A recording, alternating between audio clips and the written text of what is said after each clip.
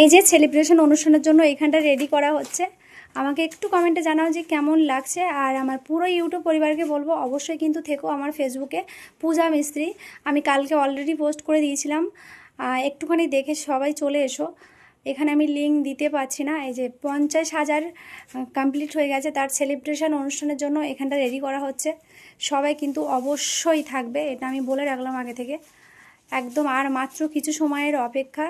আজকে হচ্ছে 9 তারিখ সন্ধ্যা 7টায়।